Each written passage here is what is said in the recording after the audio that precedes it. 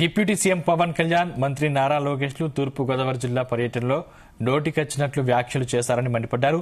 మాజీ ఎంపీ మార్గాని భరత్ గ్రామీణ అభివృద్ది శాఖలో ఉపాధి హామీ కూలీల్ని తొలగిస్తున్న విషయం ఆయా శాఖ మంత్రి పవన్ కళ్యాణ్ కు తెలుసా అని ప్రశ్నించారు. నారా లోకేష్ విద్యాశాఖలో ఇప్పటి వరకు ఏమీ సాధించలేదని విమర్శించారు. మరో 15 ఏళ్లు తనకు సీఎం పదవి వద్దని అంటున్న పవన్ కళ్యాణ్ అప్పటి వరకు కాపుల ఓట్లను టీడీపీకి కాంట్రాక్టు పద్ధతిలో వేయిస్తారా అని మండిపడ్డారు.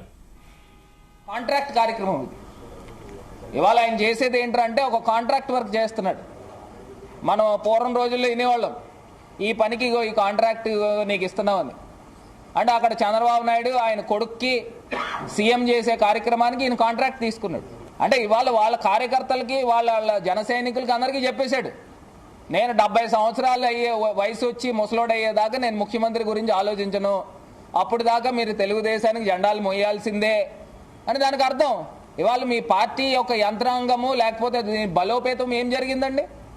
ఏం జరగలేదుగా. ఇవాళ కేవలం ఏంటంటే తెలుగుదేశానికి ఒక కాంట్రాక్ట్ వర్క్ చేస్తూ ఉన్నారు. ఇవాళ మన్రేగా చూడండి, ఇవాళ ఎన్ఆర్జీఎస్ లక్షల జాబ్ కార్డులు డిలీట్ చేస్తూ ఉన్నారు కేంద్ర ప్రభుత్వం ఈయన శాఖకు సంబంధించి.